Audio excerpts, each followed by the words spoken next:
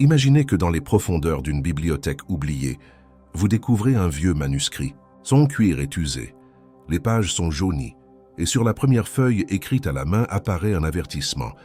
Cette connaissance est dangereuse pour celui qui n'est pas préparé. Utilisez-la et vous maîtriserez votre destin. Ignorez-la et vous resterez esclave du hasard. Ce manuscrit existe. Ce n'est pas une fantaisie, ce n'est pas un conte inventé. Pendant plus d'un siècle, ce texte a circulé discrètement parmi les entrepreneurs, les banquiers et les dirigeants qui le considèrent comme un manuel privé de création de richesse. Un livre qui ne vous parle pas de réduire vos dépenses, ni de travailler plus d'heures, ni de dépendre de la chance, mais d'activer une loi invisible qui contrôle le flux d'argent, d'opportunités et d'abondance vers vous. Son auteur, Wallace Wattles, l'a écrit au début du XXe siècle. Et bien qu'aujourd'hui il soit dans le domaine public, très peu ont eu le courage ou la patience de l'étudier comme il se doit. Pourquoi? Parce que ce n'est pas un livre qui se lit simplement. C'est un livre qui vous transforme. Les riches l'ont compris, l'ont utilisé et l'ont jalousement protégé, parce qu'ils savent que si la majorité l'appliquait, le jeu économique mondial changerait pour toujours. Dans ce programme, nous allons dépoussiérer ce manuscrit caché. Vous allez découvrir chapitre par chapitre les principes exacts qui transforment les idées en richesse et pourquoi la clé ne réside pas dans ce que vous faites, mais dans comment vous pensez, ressentez et vous alignez avec la source de tout ce qui existe. Je vous préviens, une fois que vous aurez entendu cela, vous ne pourrez plus l'ignorer. Et si vous l'appliquez, votre vie financière, mentale et émotionnelle ne sera plus jamais la même. Êtes-vous prête à ouvrir le manuscrit? Bienvenue. Ici commence votre initiation. Chapitre 1. La première page du manuscrit, laissez-moi vous lire la première grande vérité que j'ai trouvée dans ce manuscrit. La richesse n'est pas un accident. C'est une conséquence exacte d'une cause mentale et spirituelle. Pensez-y pendant une seconde. On nous a fait croire que les personnes riches le sont devenues par chance, contact, héritage, ou une idée brillante apparue de nulle part. Mais ici, à la première page, ce texte révèle que la richesse est une science aussi exacte que les mathématiques. Et comme toute science, si vous suivez les lois, vous obtiendrez toujours le résultat. Je vais vous le dire clairement. Ce qui sépare ceux qui vivent dans l'abondance de ceux qui vivent dans la pénurie n'est pas l'effort physique, mais le schéma mental qu'ils maintiennent quotidiennement. Wallace Wattles explique que l'univers dans lequel nous vivons est fait d'une substance originelle, une sorte de matière mentale qui répond aux pensées les plus dominantes d'une personne. Quand vous pensez à quelque chose avec clarté et foi, cette substance invisible commence à s'organiser pour le matérialiser. Peu importe si vous l'appelez Dieu, énergie, champ quantique ou intelligence universelle, le principe est le même. Maintenant, écoutez attentivement. Le manuscrit dit qu'il ne suffit pas de vouloir. La majorité des gens veulent la richesse, mais en même temps pensent à leurs dettes, à leurs peurs, à ce qui pourrait mal tourner. C'est comme planter des graines de manguier et en même temps les arracher tous les jours pour voir si elles poussent. C'est l'erreur. La première instruction du manuscrit est « Vous devez penser à ce que vous désirez avec une foi si ferme que vous n'admettez aucune image contraire dans votre esprit. » Cela signifie que si vous voulez la richesse, vous devez penser à la richesse, vous sentir dans la richesse et agir comme si la richesse était déjà présente. Je ne parle pas de faire semblant, ni de dépenser ce que vous n'avez pas. Je parle de vivre dans une vibration mentale d'abondance. C'est là que beaucoup de gens se trompent. Ils croient qu'ils doivent d'abord le voir pour ensuite y croire. Mais la loi est inversée. D'abord vous croyez, ensuite vous voyez. Imaginez votre esprit comme une station de radio. Si vous transmettez la fréquence de la peur, vous ne pouvez pas recevoir la musique de la prospérité. Vous devez changer de fréquence, et cela se fait avec des pensées délibérées et soutenues. Je vais vous donner un exercice direct du manuscrit. Demain au réveil, écrivez sur une feuille. Je reçois la richesse sous toutes les formes possibles. L'argent, les opportunités et les bonnes personnes viennent à moi maintenant. Lisez-le à voix haute 3 fois, mais pas comme un perroquet répétant des mots vides. Faites-le en ressentant que c'est déjà réel. Imaginez le soulagement, l'émotion et la gratitude de savoir que votre vie financière est en train de changer en ce moment même. Ce n'est pas un jeu mental pour vous sentir bien pendant un moment. C'est exactement la façon dont les riches pensent avant d'être riches. Ils se programment, s'alignent et ensuite agissent, oui, mais déjà avec la certitude que leur succès est inévitable. Je veux que vous compreniez ceci. Si vous laissez votre esprit continuer à fonctionner comme jusqu'à présent, vous aurez plus de la même chose. Mais si vous l'entraînez à se concentrer sur ce que vous voulez, le manuscrit promet que vous ne pouvez pas échouer. La cause produit toujours l'effet. Ce n'est que le premier pas. Dans le prochain chapitre, je vais vous montrer pourquoi la compétition est le plus grand piège qui détruit votre richesse et comment l'éviter pour entrer dans un jeu où il n'y a pas de rivaux, seulement de l'expansion. Chapitre 2. Le piège de la compétition. La deuxième grande révélation du manuscrit est déconcertante pour la plupart. La compétition est le piège qui maintient les gens pauvres.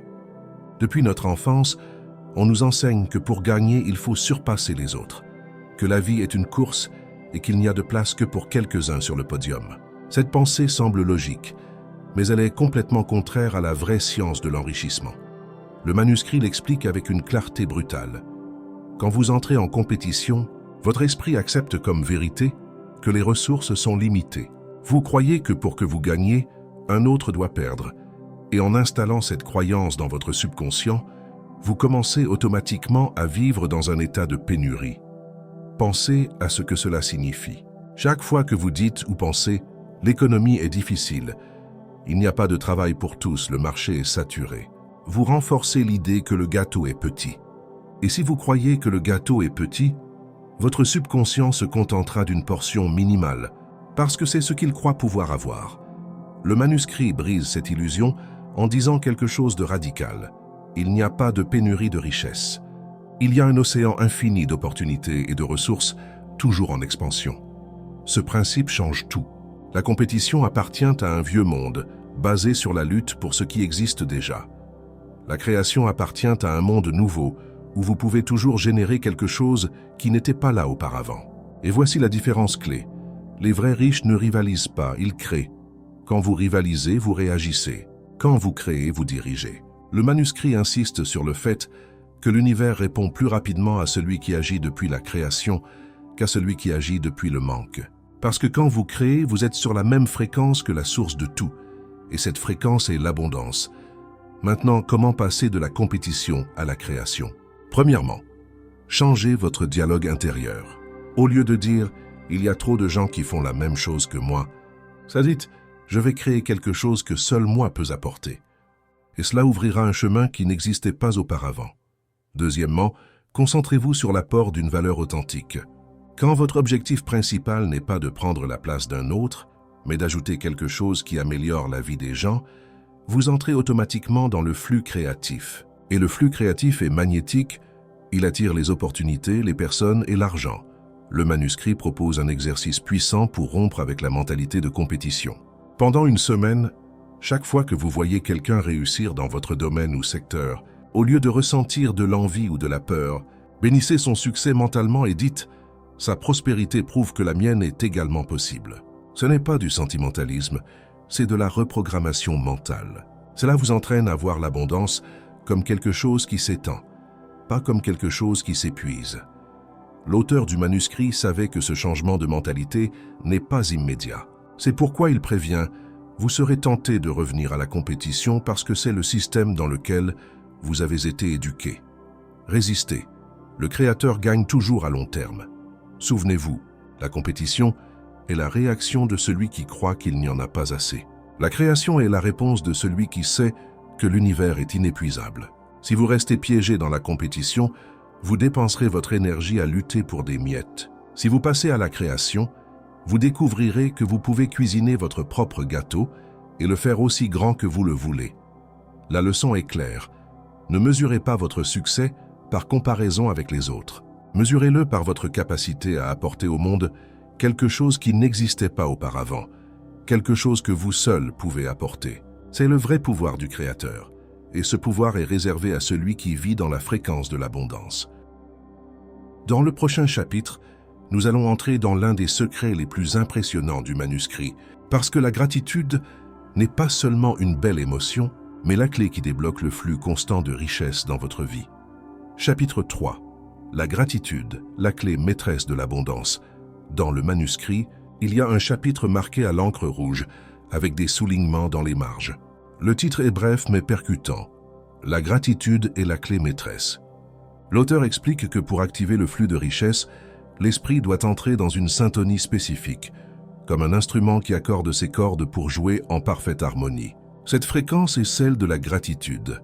À première vue, cela semble un conseil commun, soyez reconnaissant.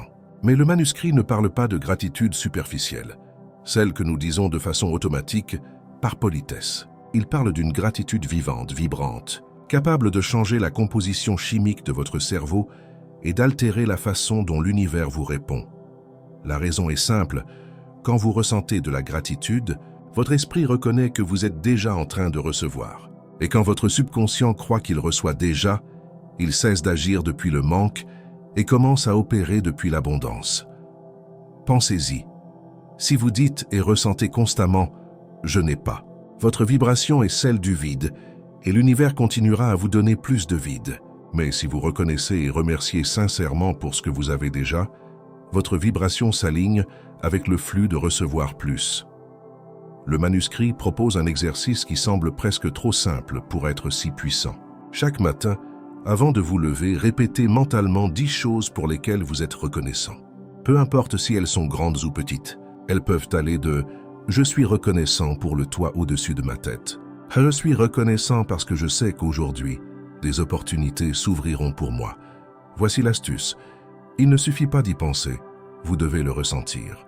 Le sentiment est le langage que comprend votre subconscient. Sans émotion, les mots ne sont que du bruit. L'auteur affirme que la gratitude a un autre pouvoir caché. Elle ouvre les yeux sur des ressources et des opportunités qui passaient auparavant inaperçues. Pourquoi? Parce que le cerveau, en se concentrant sur le positif, active un système interne appelé système d'activation réticulaire. C'est comme un radar qui commence à détecter des signaux que vous ignoriez auparavant. Par exemple, imaginez que vous cherchez une nouvelle affaire dans laquelle investir. Si votre esprit est piégé dans « rien ne fonctionne, tout va mal », vous ne verrez pas de possibilités, même si elles sont devant vous. Mais si vous entraînez votre esprit à la gratitude, vous serez plus réceptif, plus alerte et surtout plus confiant pour agir quand l'opportunité apparaîtra. Le manuscrit le résume en une phrase percutante: l'homme qui remercie avant de recevoir reçoit plus rapidement. Ce n'est pas du mysticisme bon marché, c'est une loi psychologique et énergétique.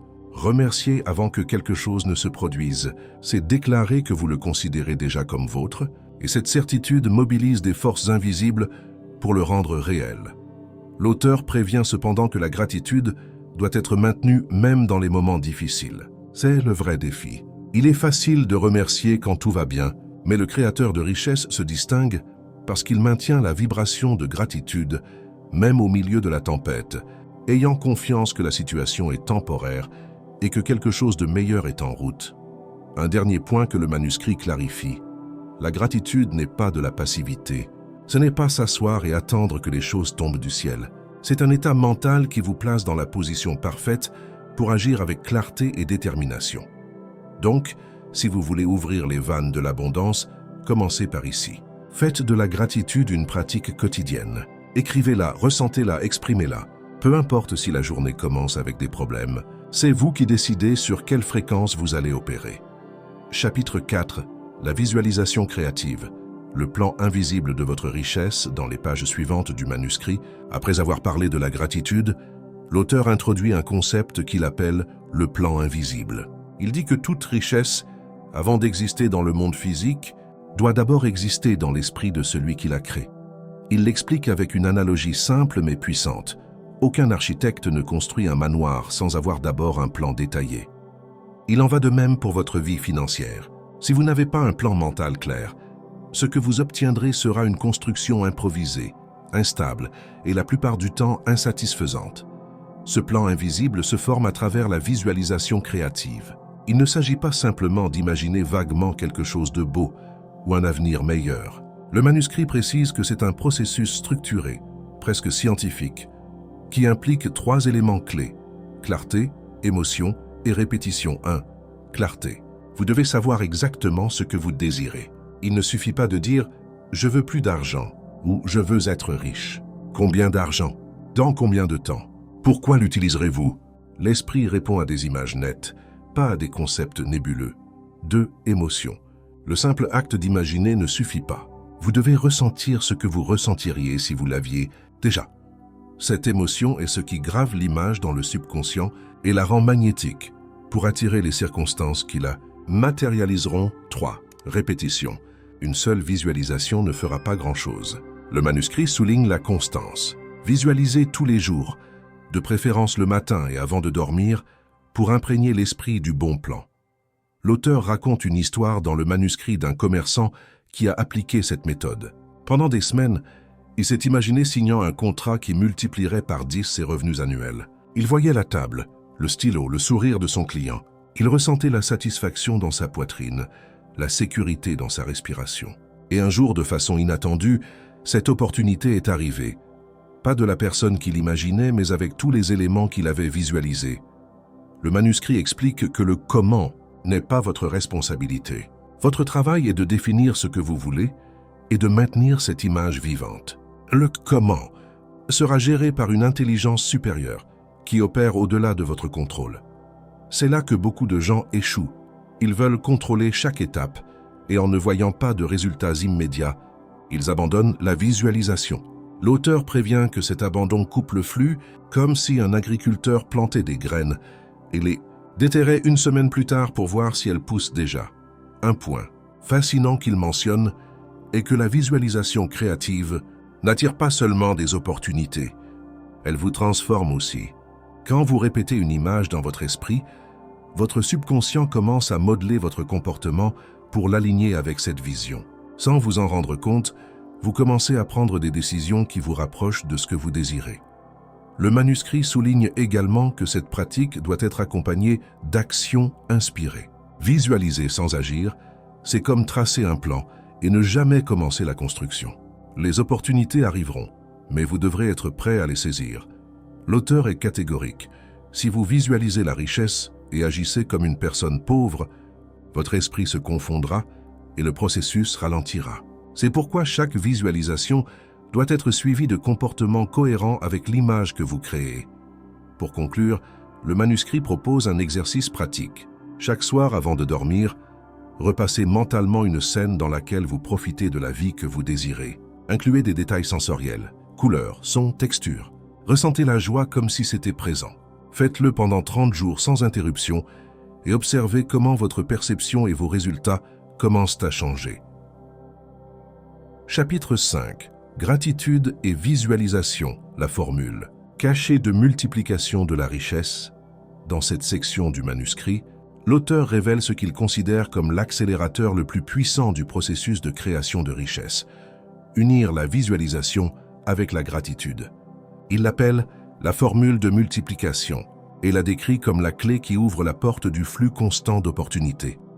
Premièrement, il insiste sur le fait que la gratitude est l'état mental le plus compatible avec l'abondance. Pourquoi? Parce que quand vous remerciez, vous reconnaissez que vous êtes déjà en train de recevoir. Et le manuscrit dit quelque chose de percutant. L'esprit qui reconnaît l'abondance devient un aimant pour plus d'abondance. Ensuite, il connecte ce principe avec la visualisation. Si en imaginant votre avenir riche, vous vous limitez à voir des images mentales sans émotion, l'esprit conscient l'interprétera comme un jeu, quelque chose sans poids réel. Mais si pendant que vous visualisez, vous remerciez comme si vous le viviez déjà, vous envoyez un signal doublement puissant à votre subconscient et à l'univers. Ceci est réel pour moi. Je suis prêt à le recevoir. L'auteur cite un exemple concret d'un jeune avocat qui a découvert cette méthode. Chaque matin, avant d'aller à son bureau, il passait 10 minutes à imaginer qu'il avait déjà un cabinet prospère avec des employés et des clients prestigieux. Mais il ne le voyait pas seulement. Il en était reconnaissant comme s'il se souvenait d'un fait déjà survenu. Il disait des phrases comme « Merci pour mon équipe loyale et efficace. Merci pour les clients qui apprécient et paient bien mon travail. » En moins d'1 an, il est passé d'un petit bureau à la direction de l'un des cabinets les plus influents de sa ville. Lui-même a avoué que plus que les images, ce qui l'a transformé a été la sensation de gratitude quotidienne. Le manuscrit clarifie que la gratitude a un autre effet collatéral important. Elle dissout l'anxiété et l'impatience. Quand vous remerciez pour quelque chose que vous ne voyez pas encore physiquement, votre esprit cesse d'insister sur l'idée que « il manque encore » et commence à agir comme si c'était déjà accompli. Ce changement subtil dans la vibration interne réduit la résistance et permet au résultat d'arriver plus rapidement. Un point clé que l'auteur répète est que cette pratique n'est pas une question de foi aveugle, mais d'aligner votre esprit avec la loi naturelle de cause à effet. Dans sa vision, tout ce qui existe dans le monde physique provient d'une matrice invisible. Cette matrice répond à l'impression que nous y laissons, et l'impression la plus forte que vous pouvez laisser est la combinaison d'une image claire et d'une émotion intense de gratitude. Pour appliquer cette formule, le manuscrit propose un rituel quotidien. Visualisez pendant 5 minutes la scène exacte de votre vie riche et prospère. Ajoutez une gratitude immédiate comme si c'était déjà un souvenir. Renforcez avec une phrase affirmative qui confirme que ceci fait partie de votre réalité, pas un désir lointain. Par exemple, merci parce que je vis déjà dans la maison de mes rêves, entouré de tout ce dont j'ai besoin et plus encore. L'auteur assure que si vous maintenez cette habitude pendant au moins 30 jours, vous commencerez à remarquer des signes que les choses bougent en votre faveur. Appels inattendus, nouvelles idées, personnes clés qui apparaissent sans les chercher. Mais il prévient aussi, la cohérence est vitale. Si vous remerciez le matin et passez le reste de la journée à vous plaindre de ce que vous n'avez pas, vous coupez le flux. La gratitude doit imprégner toute votre journée, même dans les moments où rien ne semble changer. Chapitre 6. Les mots-codes, mantras de richesse qui débloquent l'abondance. À ce point du manuscrit, l'auteur introduit un concept aussi simple que disruptif. Les mots ne décrivent pas seulement la réalité, ils la créent. Cela signifie que le vocabulaire que vous utilisez quotidiennement n'est pas neutre. C'est un moule qui donne forme à ce que vous recevez. Wallace Wattles l'exprime de façon directe. Vous parlez pour modeler votre pensée, et votre pensée modèle votre monde. Le manuscrit explique que certains mots agissent comme des codes d'activation, non pas parce qu'ils ont de la magie en eux-mêmes, mais parce qu'ils génèrent une vibration interne qui aligne votre esprit conscient et subconscient avec l'image de richesse que vous construisez. 1. Pourquoi les mots ont-ils du pouvoir? La science moderne soutient cette idée. Quand vous prononcez des mots positifs chargés d'intention, votre cerveau libère des neurotransmetteurs comme la dopamine et la sérotonine, associés à des états de motivation et de créativité. En revanche, les mots négatifs activent le stress et la sensation de manque. L'auteur insiste sur le fait que les riches, ceux qui comprennent la loi de l'abondance, protègent leur langage comme s'il était de l'or. Ils ne disent jamais des phrases comme « je ne peux pas me le permettre »,« la situation est difficile »,« la vie est injuste », parce qu'ils savent que chaque phrase de ce type renforce une réalité qu'ils ne désirent pas. 2. Les 7 mantras de richesse.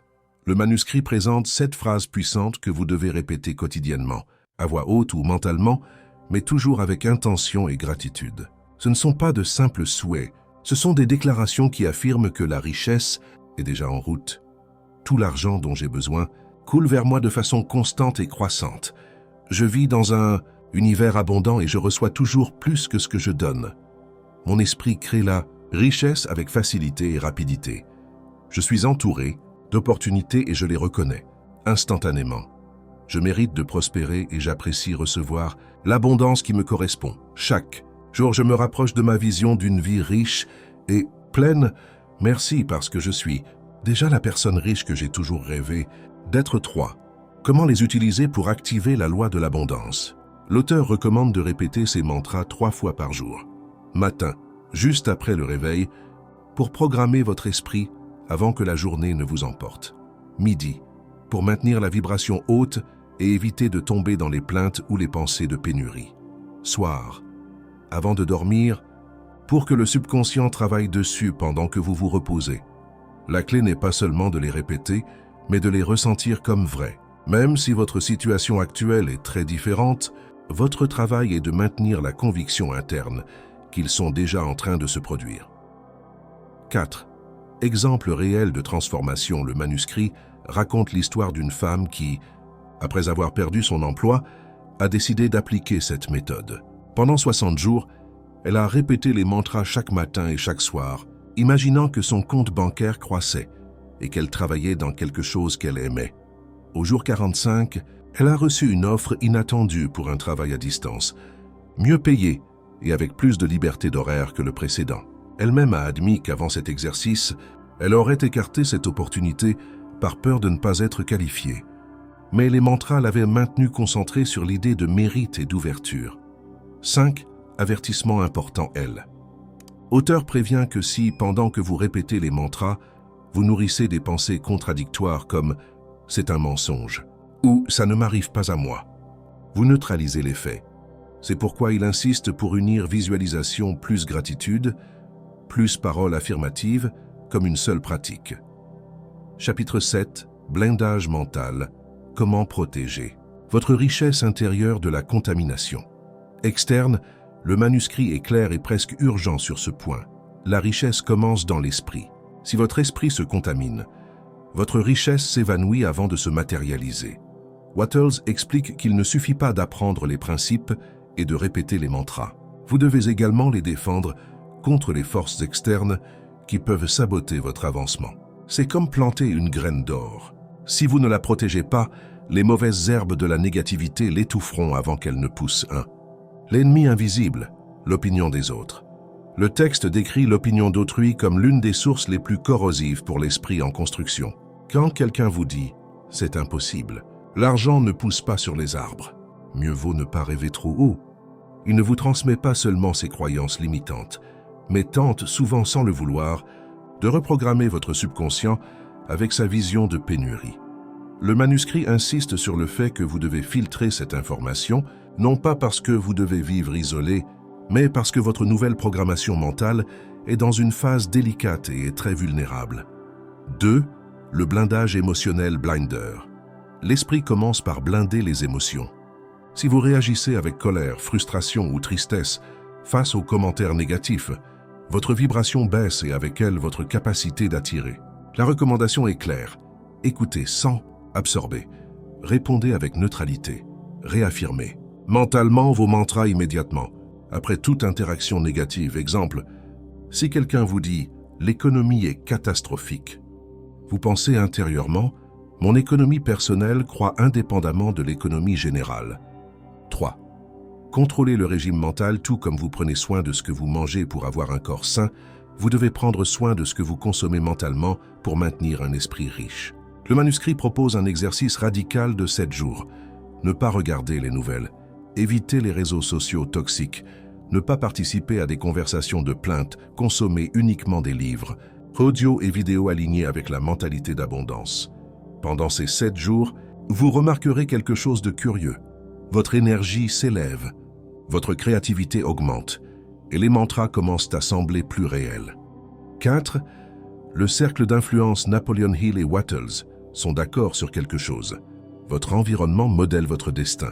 Le manuscrit suggère de faire un inventaire des 5 personnes avec lesquelles vous passez le plus de temps et de vous demander « ont-elles une mentalité de croissance ou de pénurie? M'inspirent-elles ou me drainent-elles? Célèbrent-elles mes succès ou se sentent-elles menacées par eux ?»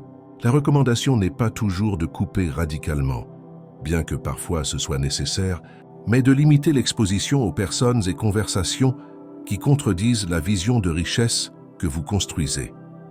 5. La forteresse interne. Le blindage n'est pas seulement externe. Le vrai pouvoir vient du renforcement de votre esprit de l'intérieur. Cela s'obtient en combinant mantra quotidien, chapitre 6, visualisation de résultats concrets, gratitude anticipée. Quand cette triade devient automatique, les opinions, les crises et les mauvaises nouvelles perdent leur pouvoir sur vous.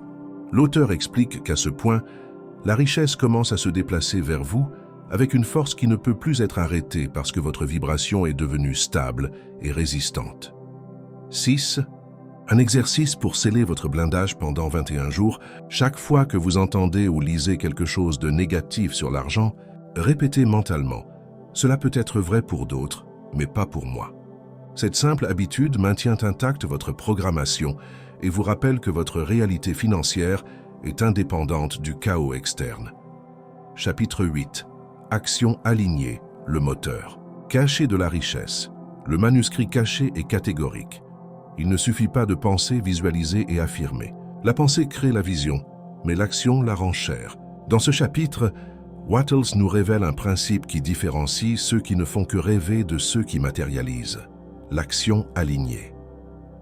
Il ne s'agit pas de bouger pour bouger, mais d'agir depuis la mentalité que vous êtes déjà riche et de prendre des pas cohérents avec cette version de vous. 1. Penser comme un riche. Agir comme un riche, beaucoup commettent l'erreur d'attendre d'avoir de l'argent pour commencer à se comporter comme des riches. Le manuscrit insiste sur le fait que l'ordre est inversé.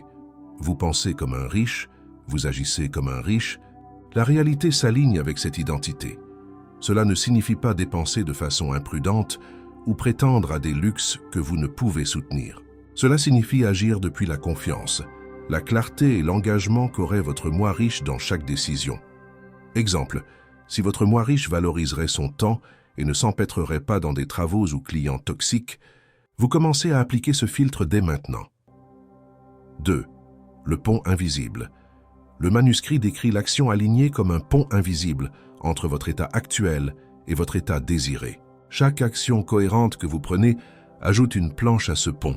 Si vous agissez depuis la peur ou la pénurie, vous cassez des planches. Si vous agissez depuis la vision et la confiance, vous renforcez le pont. Le secret est de vous demander chaque jour, cette action me rapproche-t-elle ou m'éloigne-t-elle de ma vision de richesse? 3. La loi du mouvement constant, l'univers répond au mouvement.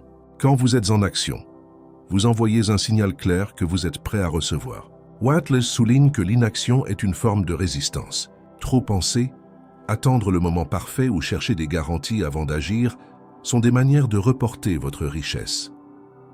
Exercice suggéré dans le manuscrit.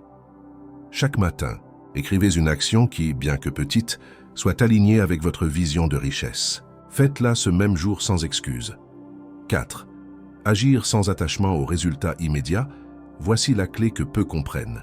Les actions alignées ne donnent pas toujours un retour instantané.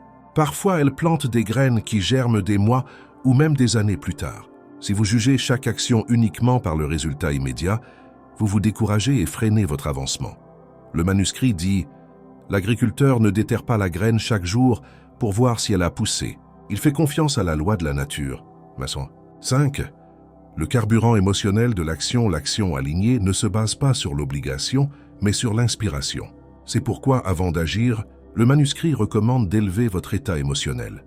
Lisez vos mantras, visualisez votre objectif accompli, ressentez la gratitude comme si vous l'aviez déjà atteint quand vous agissez depuis cette énergie. Votre communication, vos décisions et votre intuition changent. 6. Le piège de l'action dispersée. Une erreur commune est de remplir l'agenda d'activités sans direction. L'action alignée est sélective. Éliminez ce qui ne contribue pas à votre vision.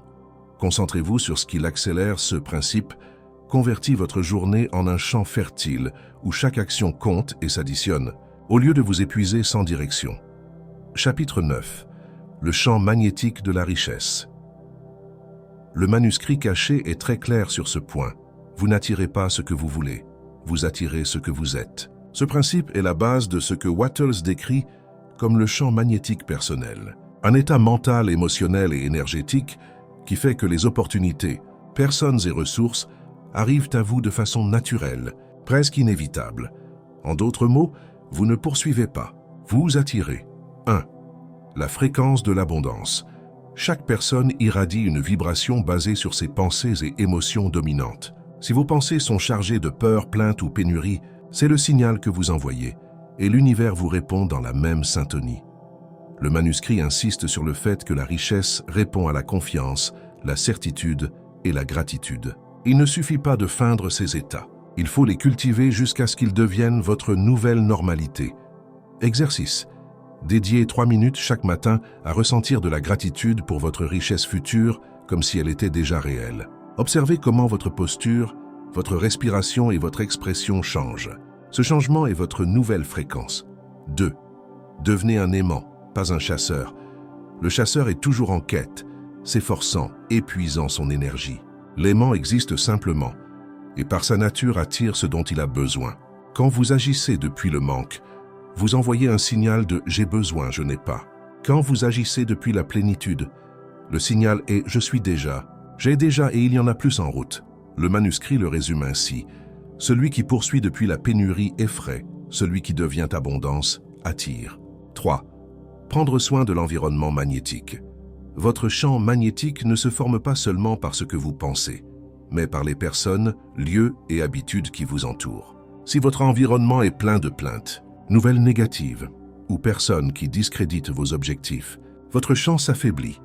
Wattles conseille: entourez-vous de personnes qui parlent de croissance, d'idées et de possibilités.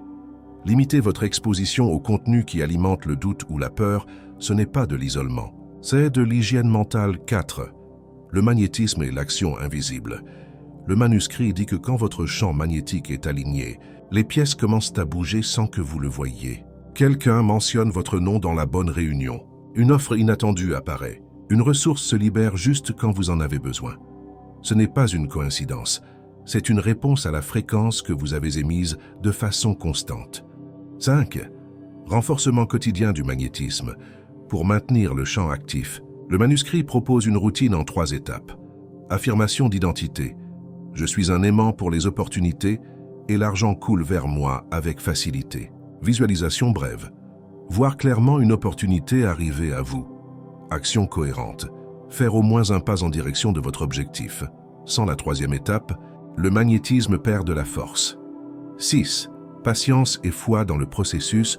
Le champ magnétique ne se forme pas en un jour. C'est le résultat de répéter des pensées, émotions et actions alignées, jusqu'à ce que la nouvelle fréquence se stabilise. Wattles le compare à chauffer du métal. Au début, il est froid, mais en maintenant le feu, il devient inévitablement incandescent. Chapitre 10. L'intention dirigée. Le pouvoir caché qui multiplie votre richesse dans le manuscrit caché. L'auteur dédie une section spéciale à un concept qui, selon lui, sépare ceux qui obtiennent une richesse rapide et solide de ceux qui restent à rêver. L'intention dirigée.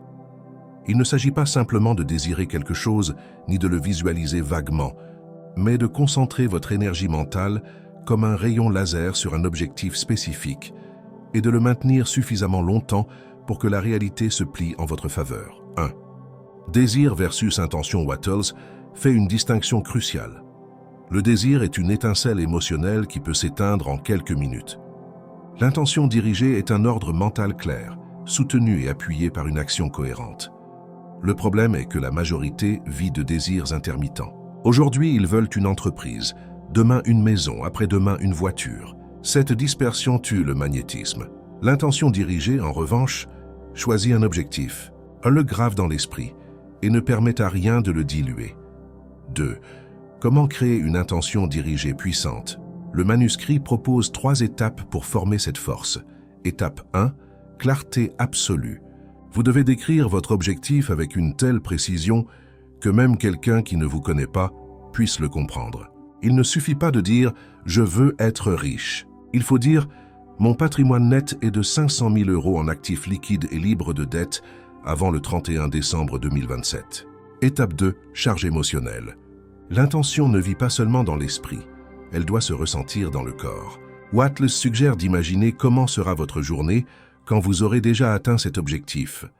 Que voyez-vous? Qu'entendez-vous? Que ressentez-vous? Cette émotion est le carburant. Étape 3. Ancrage quotidien. Répétez votre intention écrite chaque matin et soir avec pleine conviction. Ce n'est pas un rituel mécanique, c'est une réaffirmation vibrante de qui vous êtes et vers où vous allez. 3. La loi de la convergence. Quand vous dirigez votre intention de façon soutenue, quelque chose de curieux se produit. Les personnes, événements et ressources commencent à s'aligner. Wattles l'appelle « convergence » et décrit comment les pièces dispersées de la réalité commencent à se déplacer vers vous. Ce n'est pas de la magie au sens enfantin, c'est de la résonance mentale. Tout comme 2 instruments accordés sur la même note commencent à vibrer ensemble. Votre intention attire ce qui est sur la même fréquence. 4. Protégez l'intention des interférences. Une intention dirigée est comme une jeune plante. Elle a besoin de soins et de protection contre les parasites mentaux. Ces parasites sont le doute persistant, la comparaison avec les autres écoutés, des opinions qui discréditent votre objectif, le manuscrit. Conseil de créer un cercle de protection mentale où votre objectif n'est pas à la merci de la négativité externe. Cela peut signifier ne pas parler de votre objectif avec tout le monde, mais seulement avec ceux qui le soutiennent. 5. Intention et action inséparables. Wattles est catégorique. Une intention sans action est un mirage. Chaque jour, vous devez faire un pas, aussi petit soit-il, qui soit aligné avec votre objectif. Cela envoie un double message à l'univers et à votre subconscient, confirmant que vous êtes sérieux. Par exemple, si votre objectif est d'ouvrir une entreprise, n'attendez pas le moment parfait. Commencez par rechercher des fournisseurs, créer un brouillon de plan ou passer un appel clé. 6. Le moment de ne pas lâcher le dernier secret de l'intention dirigée est la persistance au-delà de l'inconfort. Il y aura des jours de fatigue, des moments où il semble que rien ne se passe. C'est là que la majorité abandonne. Mais si vous maintenez votre intention intacte, vous arriverez à un point de rupture où la résistance cède et le flux de résultats s'accélère. Chapitre 11. Gratitude proactive. Le secret pour accélérer la manifestation dans. Les pages centrales du manuscrit caché, Wallace Wattles révèle une loi peu comprise. La richesse ne croît pas sur un terrain de plainte, mais dans un champ fertilisé avec la gratitude proactive. Ce n'est pas un cliché motivationnel. Selon Wattles, la gratitude est un état de conscience qui altère votre vibration mentale et par conséquent, le type d'expérience et d'opportunité que vous attirez. Mais il y a une différence cruciale entre la gratitude passive et la gratitude proactive. 1. Gratitude passive versus gratitude proactive. Gratitude passive. Dire merci quand vous recevez quelque chose. Ça fonctionne, mais seulement après que le fait s'est produit. Gratitude proactive. Remercier par avance, agissant et ressentant comme si ce que vous désirez était déjà dans votre vie. Ce second type est celui qui a le pouvoir de création parce qu'il envoie un message au subconscient et à l'univers. C'est déjà à moi, je vis déjà dans cet état. 2. Pourquoi la gratitude proactive est-elle magnétique? Wattles explique que l'esprit en gratitude n'émet pas de résistance. Quand vous remerciez, vous êtes automatiquement dans un état de réception, sans tendre l'énergie avec la peur ou le doute. Si vous pensez à ce que vous voulez et en même temps ressentez de l'anxiété parce que vous ne l'avez pas encore, vous générez des signaux contradictoires. La gratitude proactive efface cette contradiction et la remplace par une certitude émotionnelle. 3.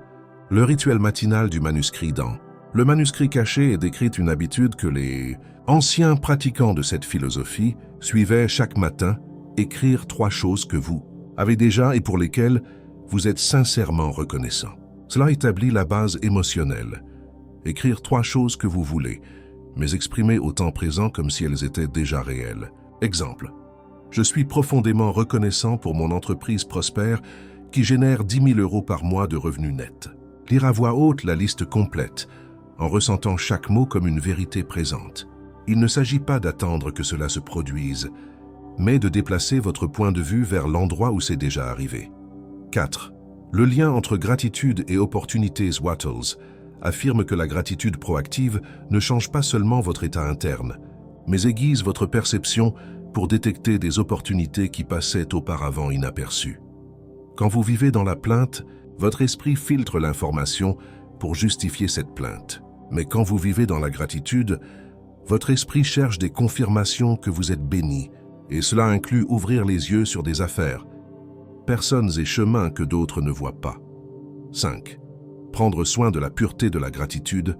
Le danger de la gratitude proactive est de le faire de façon mécanique, sans rien ressentir. Le manuscrit prévient que l'émotion est l'étincelle qui allume la création. Sans cette étincelle, les mots ne sont que du bruit mental. C'est pourquoi il recommande « Respirez profondément avant de commencer pour calmer l'esprit. Visualisez pendant que vous remerciez. Pour associer images et sensations, utilisez un langage émotionnel, pas seulement technique 6, un bouclier contre la négativité externe. La gratitude proactive agit également comme un blindage. Les critiques, les mauvaises nouvelles ou les contretemps perdent leur pouvoir sur vous parce que votre focus est sur ce qui fonctionne, pas sur ce qui manque. Ce changement d'attention renforce votre résilience et évite que vous abandonniez votre chemin quand des obstacles surgissent. 7. La formule que propose le manuscrit l'auteur synthétise la pratique ainsi. Intention claire plus gratitude. Proactive soutenu, manifestation. Accéléré. L'intention claire dirige l'énergie vers un point spécifique. La gratitude proactive élimine les freins internes et ouvre le flux. Chapitre 12. Action intelligente. Le pont entre l'idée et la richesse dans les enseignements du manuscrit caché. Wallace Wattles est catégorique. La richesse n'arrive pas seulement en pensant, mais elle n'arrive pas non plus en agissant sans direction. Ce qu'il appelle action intelligente est la pièce qui unit votre vision avec votre réalité matérielle. Beaucoup commettent l'erreur de tomber dans l'un de ces deux extrêmes, penser et visualiser constamment, mais ne pas bouger le petit doigt dans le monde physique, travailler inlassablement, mais sans boussole claire, s'épuisant dans des efforts qui ne les rapprochent pas de leurs objectifs. Le secret est l'équilibre, et cet équilibre s'appelle action intelligente. 1. Qu'est-ce que l'action intelligente? Ce n'est pas faire plus de choses, c'est faire les bonnes choses, celles qui ont le plus grand impact sur votre objectif. En termes simples, ce n'est pas la quantité d'action, c'est la qualité et la direction de l'action. Selon Wattles, pour qu'une action soit intelligente, elle doit remplir 3 critères.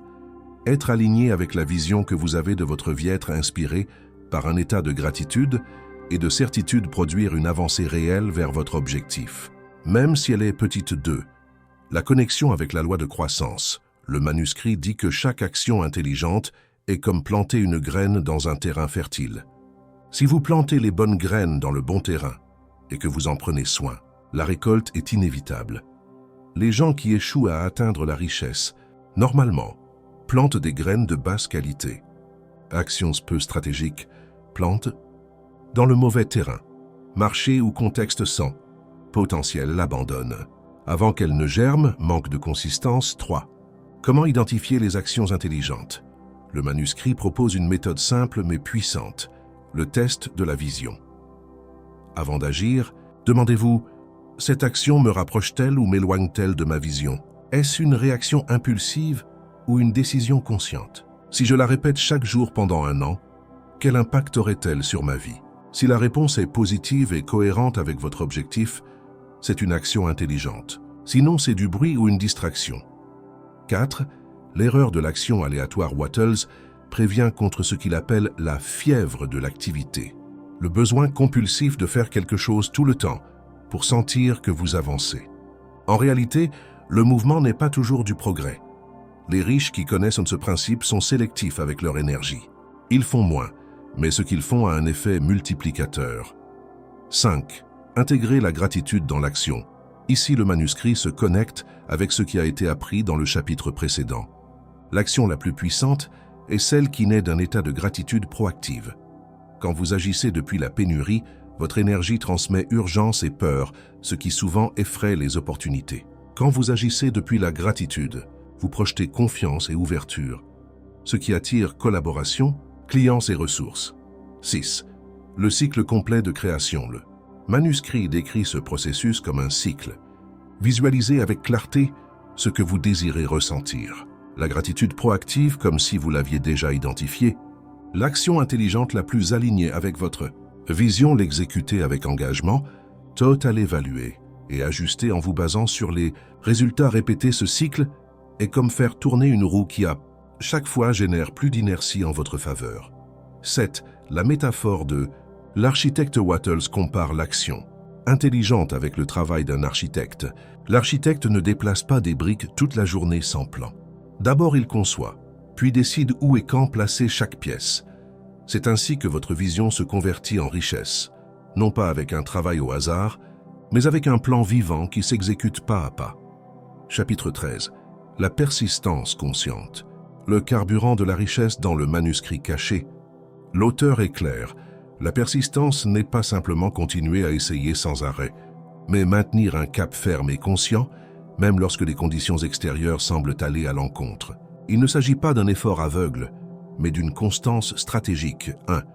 Qu'est-ce que la persistance consciente? La persistance consciente, c'est rester concentré sur votre vision et sur vos actions intelligentes sans dévier, mais avec suffisamment de flexibilité pour ajuster votre plan lorsque le contexte l'exige. Ce n'est pas une répétition mécanique, c'est une décision renouvelée chaque jour de continuer, parce que vous savez que votre objectif est inévitable si vous n'abandonnez pas. 2. Pourquoi la majorité abandonne-t-elle? Le manuscrit avertit que les gens ont tendance à abandonner au point le plus proche de leur succès. Pourquoi? Parce qu'ils sous-estiment le temps nécessaire pour qu'un grand objectif se manifeste, parce qu'ils interprètent les obstacles comme des signes que ce n'est pas pour eux, au lieu de les voir comme une partie naturelle du processus, parce qu'ils n'ont pas cultivé la vision suffisamment forte pour résister aux doutes. 3. La loi du seuil. Selon Wattles, tout objectif a un seuil invisible, une quantité d'énergie, de temps et d'action accumulés nécessaires pour que la manifestation soit inévitable. La majorité abandonne avant de franchir ce seuil. La persistance consciente consiste à continuer à nourrir votre objectif jusqu'à franchir cette ligne invisible, peu importe combien de tentatives précédentes semblent donner des résultats. 4. Comment maintenir la persistance consciente? Le manuscrit propose 3 clés. Rafraîchir la vision chaque jour. Consacrer du temps à visualiser en détail votre objectif accompli pour que votre motivation soit constamment renouvelée. Mesurez le progrès réel. Ne vous basez pas sur les émotions, mais sur des données objectives. Demandez-vous, quel progrès ai-je fait depuis la semaine dernière? Vous entourez d'énergie alignée. Personnes, informations et environnement qui renforcent votre croyance et non qui l'usent. 5. La persistance n'est pas l'entêtement. Wattles fait une distinction cruciale. L'entêtement, c'est insister sur la même chose, même si elle est inefficace. La persistance consciente, c'est insister sur l'objectif, mais adapter la méthode quand c'est nécessaire. La clé est de se demander, est-ce que cela me rapproche ou dois-je ajuster la stratégie? 6. La force de la répétition ciblée. La persistance consciente utilise la répétition non pas pour s'ennuyer, mais pour renforcer l'habitude. Par exemple, si chaque jour vous consacrez 30 minutes à une action clé, cette constance accumulée devient une force imparable. Ici, Wattles utilise une métaphore puissante. Frapper une roche au même endroit encore et encore. Ce n'est pas le coup numéro 100 qui brise la roche. Ce sont les 99 coups précédents qui ont préparé la fracture. Point 7. Le rôle de la foi active. Persister ne signifie pas résister passivement. C'est agir avec la certitude que ce que vous cherchez se rapproche, même si vous ne le voyez pas encore. La foi active est l'énergie qui alimente la persistance lorsque les résultats visibles sont encore petits. Wattles avertit que la foi sans persistance se dissout et que la persistance sans foi se transforme en épuisement. L'équilibre des deux est ce qui permet à l'objectif de se matérialiser.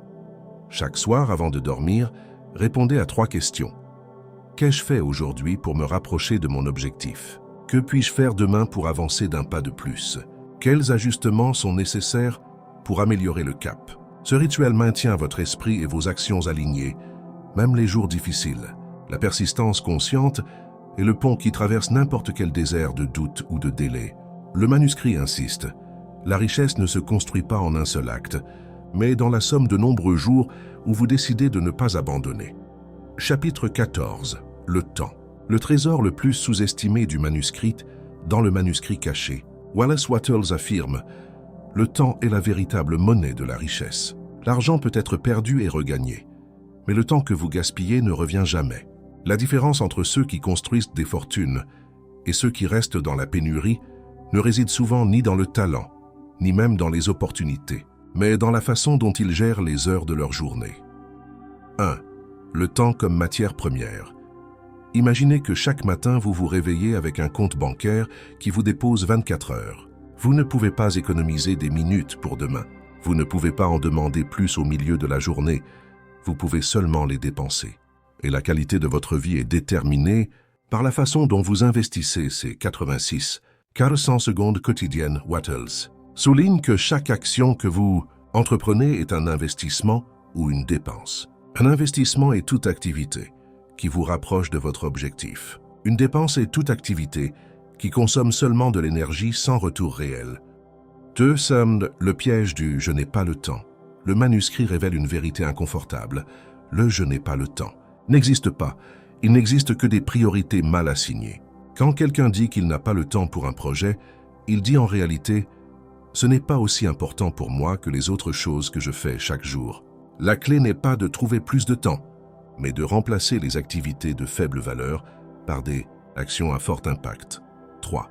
Le principe des premières heures. Wattles recommande que les premières heures de la journée soient consacrées aux activités les plus précieuses et stratégiques. Pourquoi? Parce qu'à ce moment-là, votre énergie mentale est la plus élevée, votre volonté est la plus forte et vos distractions sont moindres. Commencer la journée en réagissant aux messages, réseaux sociaux ou demandes externes, c'est comme ouvrir le coffre-fort de votre temps et laisser n'importe qui emporter les joyaux. 4. Éliminez les voleurs de temps. Le manuscrit mentionne 3 voleurs principaux. Le multitâche factice.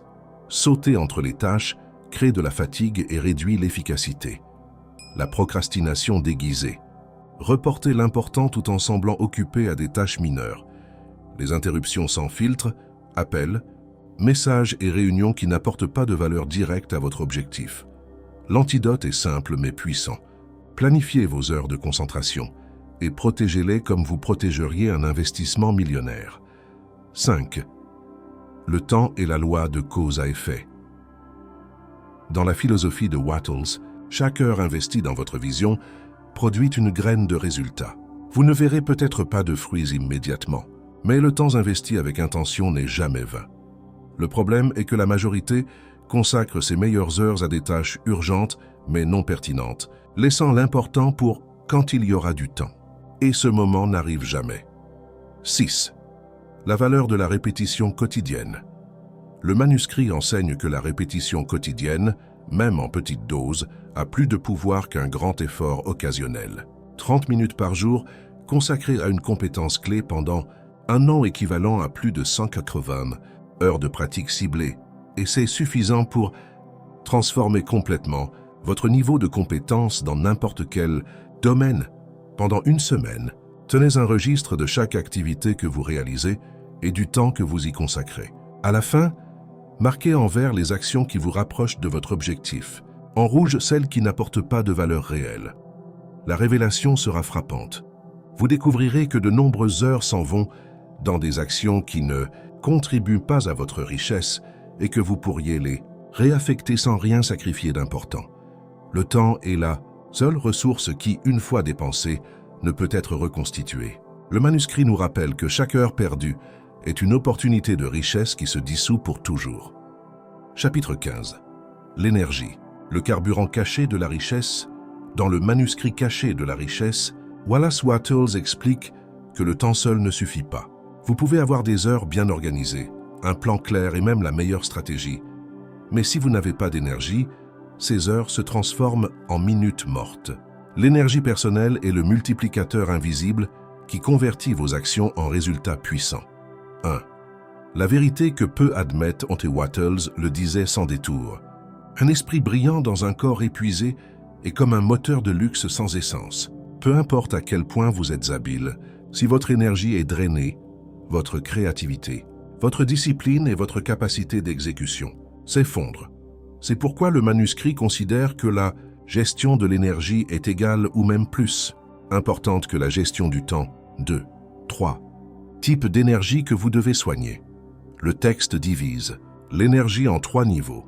Énergie physique, la force qui provient de votre corps. Elle se nourrit de repos, nutrition et mouvement. Énergie mentale, la clarté pour penser et décider. Elle se renforce avec la lecture, l'apprentissage et les exercices de concentration. Énergie émotionnelle, la motivation et l'état d'esprit qui propulsent l'action. Elle se cultive avec des relations positives, la gratitude et le sens du but. 3. Les erreurs qui tuent votre énergie. Le manuscrit avertit contre les habitudes qui agissent comme des fuites constantes. Dormir moins que nécessaire en croyant gagner du temps. S'alimenter sans conscience, remplir votre corps de sucres et graisses qui vous drainent. S'entourer de personnes qui se plaignent, critiquent ou sèment le doute. S'exposer constamment aux nouvelles et contenus négatifs. Chacune de ces habitudes réduit votre capacité à produire de la richesse car elle vous laisse sans carburant pour agir. 4. La formule du 20-20-20. Bien que Wattles ne l'appelait pas ainsi, ces principes s'alignent avec ce que nous pourrions résumer aujourd'hui comme la formule du 20-20-20 pour activer votre énergie. Chaque matin, 20 minutes de mouvement physique pour réveiller votre corps. 20 minutes d'apprentissage pour nourrir votre esprit. 20 minutes de réflexion ou méditation pour centrer vos émotions. En 1 heure, vous alignez les 3 niveaux d'énergie et commencez la journée en mode machine à résultats. 5. L'énergie comme investissement. Dans la mentalité de Wattles, l'énergie ne se dépense pas, elle s'investit. Chaque heure que vous consacrez à améliorer votre santé physique, votre clarté mentale et votre force émotionnelle génèrent des intérêts composés. Ce n'est pas un hasard si les grands entrepreneurs du monde ont des routines strictes d'exercice, de lecture et de repos. 6. Comment recharger pendant la journée? Le manuscrit offre également de petits rituels de recharge pour éviter la fatigue. Pause courte toutes les 90 minutes pour respirer et s'étirer. Hydratation constante, pas seulement quand vous avez soif. Quelques minutes de concentration sur la gratitude pour changer votre état émotionnel instantanément. Ce sont des gestes simples qui, additionnés, peuvent doubler votre rendement quotidien. 7. Le danger d'ignorer l'énergie. Ignorer votre énergie, c'est comme essayer de courir un marathon avec un réservoir vide. Au début, vous pouvez avancer, mais tôt ou tard, vous vous effondrerez. La majorité des gens échouent non pas parce qu'ils n'ont pas de plan, mais parce qu'ils n'ont pas la force de le soutenir jour après jour. Le manuscrit caché nous rappelle que l'énergie est la monnaie que vous achetez avec vos habitudes et encaissez avec vos résultats. Prendre soin de votre énergie, c'est protéger votre capacité à générer de la richesse de manière durable. Chapitre 16. Le pouvoir de l'environnement, le terrain où fleurit ou meurt la richesse. Dans le manuscrit de Wattles, c'est clair, votre environnement n'est pas un détail. C'est un multiplicateur ou un destructeur silencieux. Vous pouvez avoir une vision claire, de l'énergie en abondance et une stratégie brillante. Mais si votre environnement n'est pas aligné avec vos objectifs, vous finirez freiné ou pire encore. Sabotage 1. La loi du terrain fertile. Wattles l'explique avec une métaphore simple. Une graine d'or plantée dans un sol aride ne germe pas. La graine représente vos idées et votre potentiel. Le sol est votre environnement. Un environnement fertile accélère la croissance. Un terrain sec tue le rêve avant qu'il naisse. 2. Les 3 types d'environnement qui déterminent votre destin. Le manuscrit identifie 3 niveaux d'environnement qui façonnent votre prospérité. Environnement physique, votre espace de travail. Votre maison, votre quartier. Un lieu ordonné et lumineux active votre productivité. Un lieu chaotique draine votre motivation. Environnement social. Les personnes avec qui vous interagissez le plus. Si tous pensent en termes de pénurie, ils vous entraîneront vers elles. S'ils pensent en termes d'abondance, ils vous propulseront vers l'avant. Environnement mental. L'information, les idées et les messages que vous consommez. Livres, podcasts, vidéos, conversations. Tout alimente ou contamine votre esprit. 3. Le filtre de richesse. Wattles propose un exercice radical. Filtrez tout.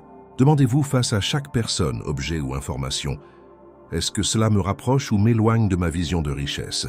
Si la réponse n'est pas un oui clair, envisagez de l'éliminer ou de le limiter. Ce filtre crée un environnement qui vous pousse constamment vers vos objectifs, au lieu de vous distraire. 4. La contagion invisible. Le manuscrit avertit que les émotions et les croyances se transmettent comme un virus. Être près de personnes qui vivent en se plaignant et en parlant de problèmes peut contaminer votre vision. En revanche, vous entourez de ceux qui cherchent des solutions et pensent en grand élève vos standards presque sans effort. 5. Comment redessiner votre environnement physique? De petits ajustements produisent des changements massifs.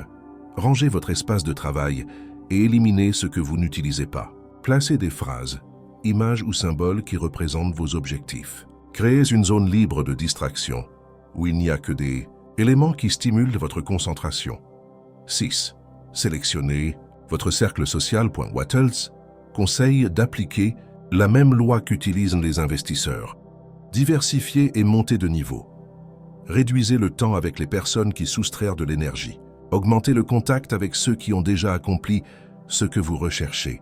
Cherchez des groupes, communautés ou mentors qui élèvent votre mentalité. 7. Contrôlez votre environnement mental. Le manuscrit souligne que votre esprit est comme une terre fertile. Il fait germer ce que vous semez. Limitez la consommation de nouvelles négatives. Remplissez vos matinées de contenus inspirants et formatifs. Avant de dormir, nourrissez votre esprit avec des idées qui renforcent votre vision. 8. L'environnement comme accélérateur. Wattles affirme que lorsque votre environnement est aligné, travailler sur vos objectifs se sent naturel, presque inévitable. Vous ne dépendez pas tant de la force de volonté, car tout ce qui vous entoure agit comme un rappel constant de votre destin. Si votre environnement actuel ne vous propulse pas, ne vous blâmez pas. changez-le. Le manuscrit caché laisse clair que les riches ne changent pas seulement leur mentalité, ils redesignent aussi leur habitat pour que chaque élément travaille en leur faveur. Chapitre 17. L'imagination dirigée, l'outil suprême pour créer la richesse dans le manuscrit caché, Wallace Wattles révèle que l'imagination n'est pas seulement une évasion ou un jeu mental, mais la force primordiale qui donne forme à votre réalité. Il ne suffit pas de rêver, ce qui compte vraiment, c'est l'imagination dirigée, celle que vous utilisez consciemment pour construire l'avenir que vous désirez. 1. La différence entre rêver et créer.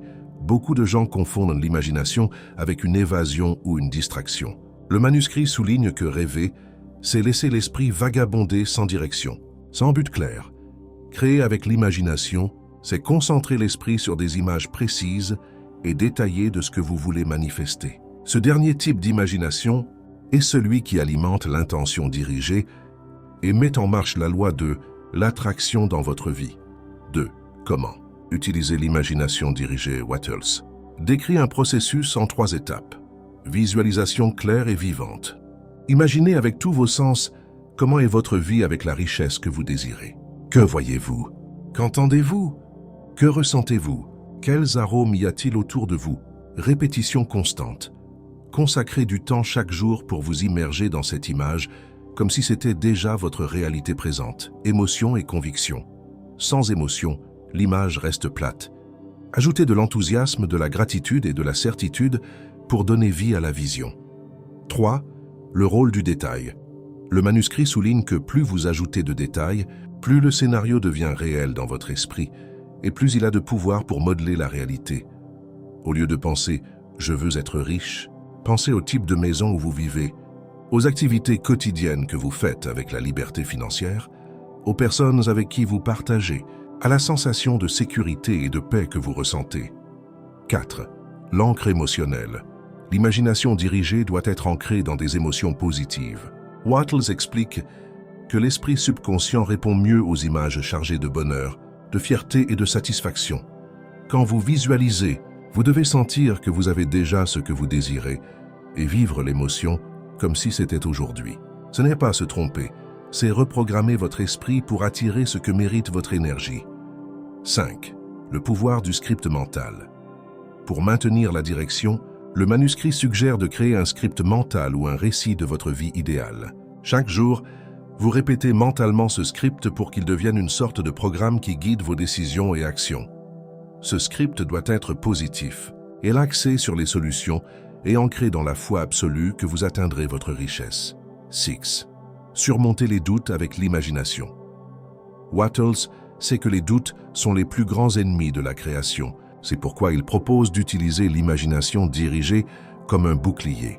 Chaque fois qu'un doute surgit, contre-attaquez avec une image puissante de succès et d'accomplissement. Cet entraînement mental renforce votre esprit pour maintenir la persistance consciente et la foi active. Chaque soir, avant de dormir, consacrez 10 minutes à imaginer en détail votre vie idéale en ressentant chaque émotion avec intensité. Faites-en un rituel sacré, un engagement envers vous-même. Vous verrez qu'avec le temps, vos pensées et actions s'aligneront naturellement vers cette vision. L'imagination dirigée ne crée pas seulement la richesse externe, mais transforme qui vous êtes dans le processus. Le manuscrit caché dit « En vous imaginant la richesse, vous commencez à penser et agir comme la personne riche que vous voulez être. » Chapitre 18. La synergie de l'imagination et l'action intelligente. Multiplie votre pouvoir dans le manuscrit caché. Wallace Wattles nous enseigne que la vraie magie se produit lorsque vous combinez l'imagination dirigée avec l'action intelligente. Il ne suffit pas de visualiser votre richesse. Vous devez traduire cette vision en étapes concrètes qui vous rapprochent de la réalité. 1. Le complément naturel. Wattles explique que l'imagination crée la carte mentale, mais l'action construit le chemin. Visualiser sans agir est un rêve sans fondement. Agir sans visualiser, c'est travailler à l'aveugle. La synergie des deux est le moteur qui propulse la manifestation vers vous. 2. Comment synchroniser les deux forces? Le manuscrit propose cette approche. Premièrement, consacrez du temps à l'imagination dirigée pour maintenir votre esprit concentré et motivé. Ensuite, identifiez l'action intelligente qui s'aligne le mieux avec cette vision et exécutez-la avec pleine Conviction. Répétez ce cycle quotidiennement pour créer un flux d'énergie constant. 3 exemples. Pratique. Si votre vision est d'avoir une entreprise prospère, imaginez en détail comment est votre journée. Ensuite, choisissez l'action la plus stratégique. Cela peut être contacter des clients, améliorer un produit ou apprendre une nouvelle compétence. Faites-le avec enthousiasme et gratitude, sachant que cette action est la graine qui fera croître votre richesse. 4. Surmonter la résistance interne. Le manuscrit reconnaît que souvent le plus grand obstacle est en vous, peur, doute ou manque de motivation. La combinaison d'imagination et d'action crée un cercle vertueux.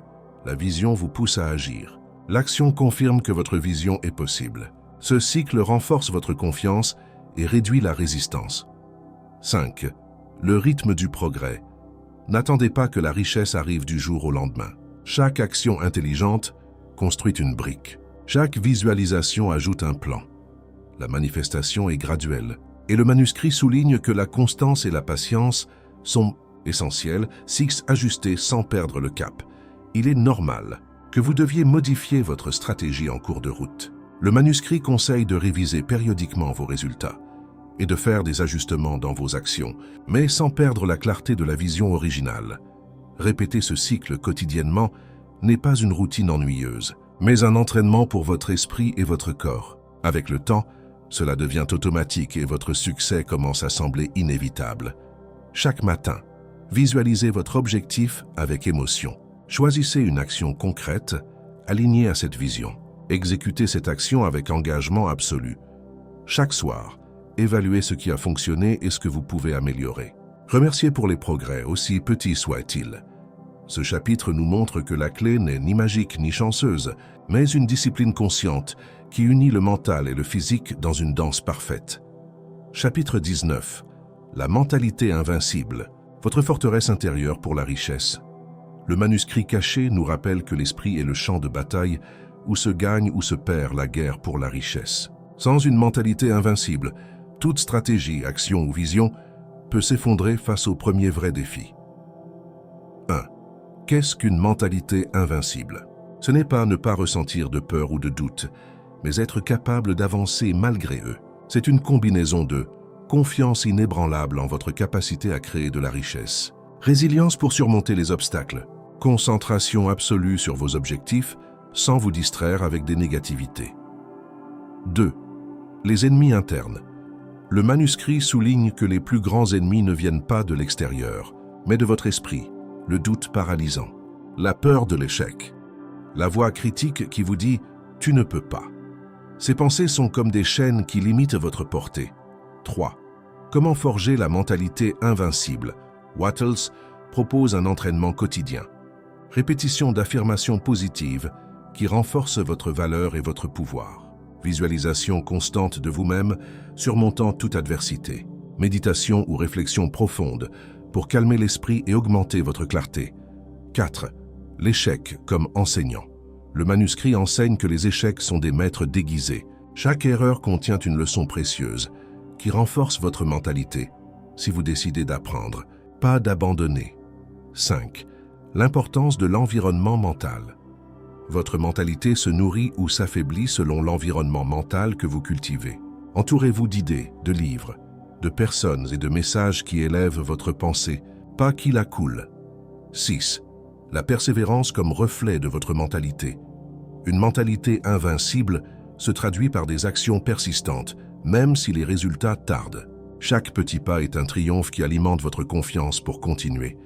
Chaque matin, répétez à voix haute « Je suis capable de créer la vie et la richesse que je désire ». Chaque défi est une opportunité de grandir. Rien ni personne ne peut arrêter mon avancée.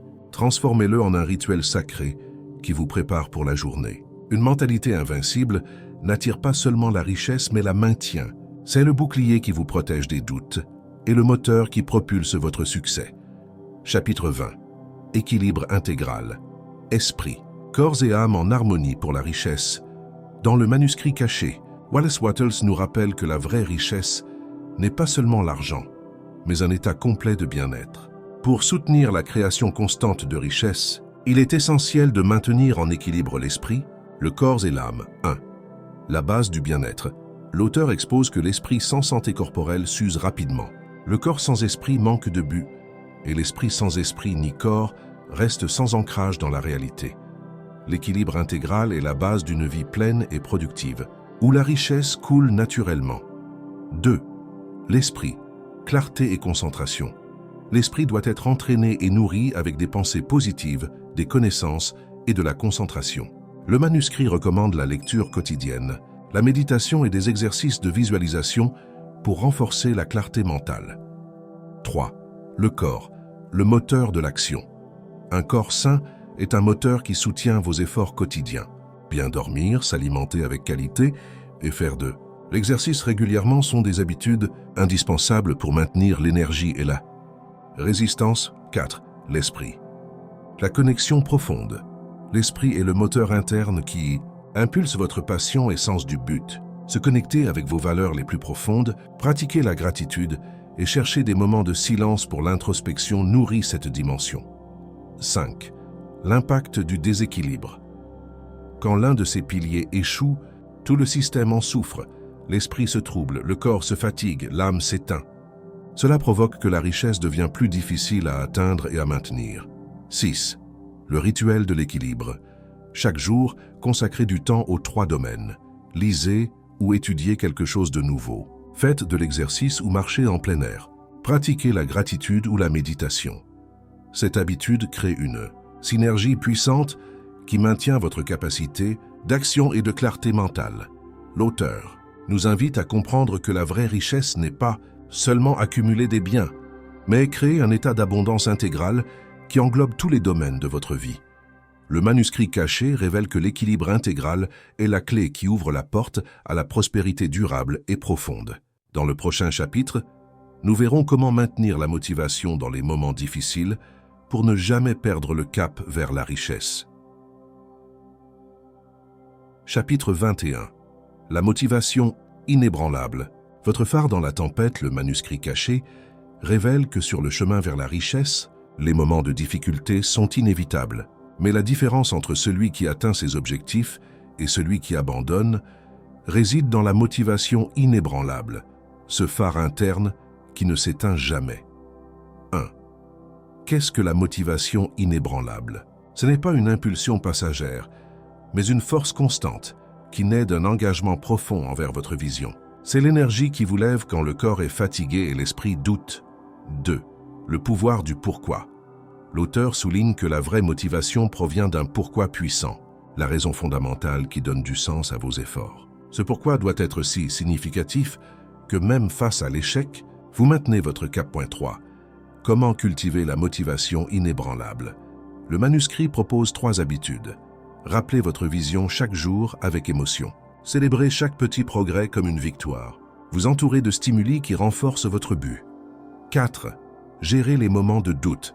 Il est normal de ressentir des doutes, de la frustration ou de la fatigue. Mais si vous permettez à ces émotions de dominer, la motivation s'affaiblit et vous vous éloignez de vos objectifs. L'auteur conseille: rappelez-vous des moments passés où vous avez surmonté des difficultés. Visualisez le succès final avec tous ces détails. Connectez-vous avec des personnes qui partagent votre vision et vous inspirent. 5. Le Q. Pouvoir de l'engagement public. Rendre public vos objectifs ou les partager avec des personnes de confiance crée une responsabilité qui renforce votre motivation. 6. Le rituel de la motivation. Chaque matin, écrivez ou répétez à voix haute votre pourquoi et une affirmation motivante. Avant de dormir, réfléchissez sur les progrès de la journée et remerciez pour eux. La motivation inébranlable est le moteur qui vous propulse quand tout semble aller à l'encontre. C'est l'étincelle qui maintient vivante la flamme de votre succès. Chapitre 22. Construire votre réseau de soutien. Le pilier invisible du succès dans le manuscrit caché, il est souligné que personne ne construit la richesse dans la solitude. Le réseau de soutien que vous cultivez est le pilier invisible qui soutient votre ascension et multiplie votre force. 1. Le pouvoir du réseau Pampa. L'auteur explique que la richesse coule plus rapidement quand vous êtes entouré de personnes qui croient en vous, vous inspirent et vous poussent à être meilleur. Un réseau solide agit comme un bouclier face aux doutes, à la peur et aux distractions. 2. Les 3 types de soutien. Le manuscrit détaille 3 types de soutien fondamentaux. Émotionnel, personnes qui vous écoutent, vous motivent et aident à maintenir la foi. Intellectuel, mentor, coach ou collègue, qui apportent connaissances et nouvelles perspectives. Pratique, partenaires ou collaborateurs qui aident dans l'exécution de vos idées. 3. Comment construire un réseau puissant? Il ne s'agit pas seulement de connaître des gens, mais de créer des relations authentiques basées sur la confiance, le soutien mutuel, les valeurs partagées. Wattles recommande de chercher des communautés et groupes où la mentalité est de croissance et d'abondance. 4. La loi de la réciprocité. Le manuscrit souligne que les relations doivent être un échange genuin, donné pour recevoir. En aidant les autres à grandir, vous générez un écosystème où la richesse se multiplie pour tous. 5. Identifiez les relations toxiques. Toutes les personnes n'apportent pas à votre croissance. Certaines peuvent être un poids ou un frein. Le manuscrit conseille d'identifier et, si nécessaire, de limiter l'influence de ceux qui drainent votre énergie ou sèment des doutes. 6. L'effet du cercle proche.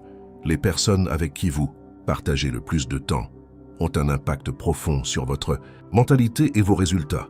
Entourez-vous de ceux qui vous propulsent, célèbrent vos succès et vous défient à être meilleur. 7. Exercice pratique. Faites une liste des personnes dans votre environnement. Identifiez qui apporte de la valeur et qui n'en apporte pas. Décidez comment renforcer les relations positives et réduire les négatives. Construire un réseau de soutien n'est pas un luxe, c'est une nécessité pour soutenir votre richesse et succès à long terme. Le manuscrit caché révèle que les riches n'ont pas seulement de l'argent, mais un cercle qui les élève constamment. Chapitre 23. L'apprentissage constant. La clé pour ne pas rester en arrière dans la course vers l'abondance. Dans le manuscrit caché, l'auteur nous rappelle que la richesse n'est pas statique et ceux qui stagnent mentalement restent rapidement en arrière. L'apprentissage constant est la clé pour maintenir votre avantage compétitif et ouvrir de nouvelles portes vers l'abondance. 1. L'esprit comme terre fertile. Le manuscrit compare l'esprit à une terre fertile qui doit être cultivée quotidiennement. Si vous ne semez pas de connaissances et de nouvelles compétences, les mauvaises herbes de la complaisance et de la médiocrité prendront le contrôle. 2. La mentalité de l'éternel apprenti. L'auteur souligne que les riches sont des éternels apprenants. Ils sont toujours ouverts aux nouvelles idées, disposés à corriger les erreurs et à évoluer avec les temps. Cette mentalité est ce qui leur permet d'anticiper les changements et de s'adapter rapidement. 3. Sources d'apprentissage. Le manuscrit suggère de profiter de diverses sources pour nourrir l'esprit. Livres qui élargissent votre vision, cours et ateliers qui développent des compétences pratiques, mentors qui partagent expériences et conseils précieux, podcasts et vidéos qui offrent inspiration et connaissances actualisées. 4. De la connaissance à l'action. Il ne suffit pas d'accumuler de l'information. Wattles souligne l'importance d'appliquer ce qui est appris avec concentration et discipline. La pratique délibérée transforme la connaissance en compétences et résultats concrets. 5.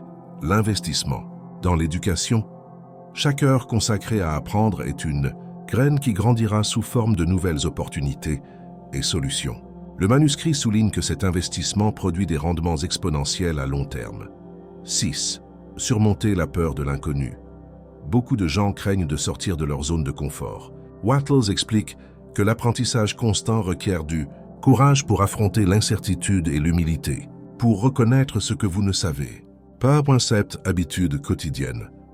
Réservez quotidiennement au moins 30 minutes pour lire, étudier ou écouter du contenu qui propulse votre croissance. Appliquez immédiatement une idée ou stratégie qui vous semble précieuse. Maintenir une attitude d'apprentissage constant vous positionne à l'avant-garde du succès.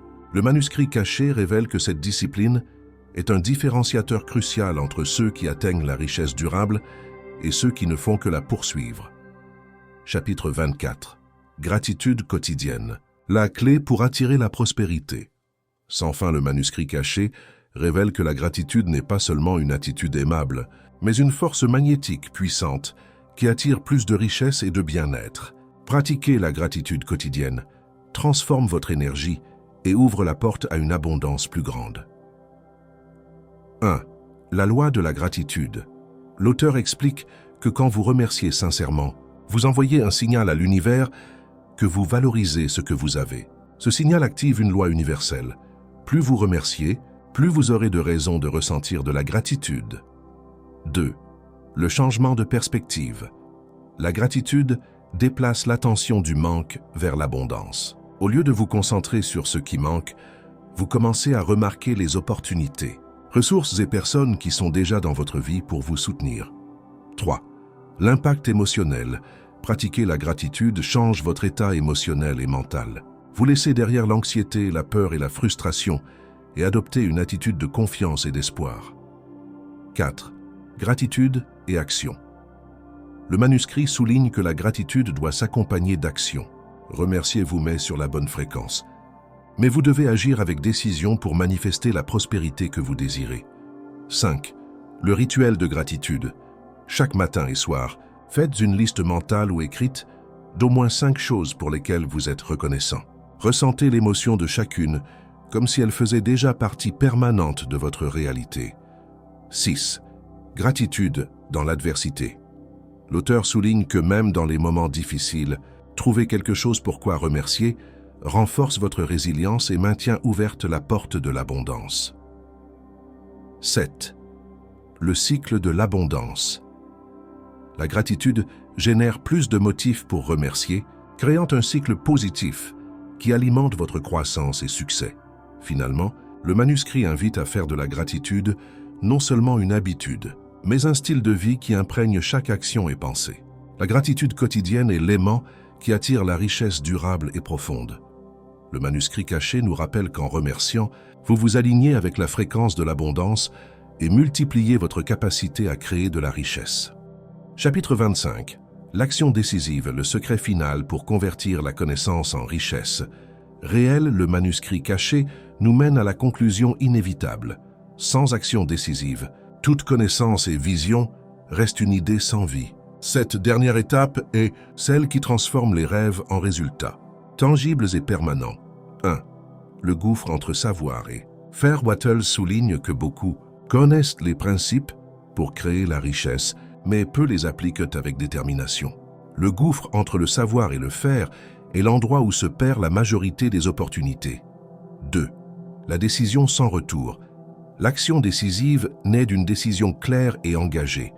Je vais faire tout ce qui est nécessaire pour créer la richesse que je mérite. Cette décision n'admet ni doute ni excuse. 3. L'ennemi de la procrastination.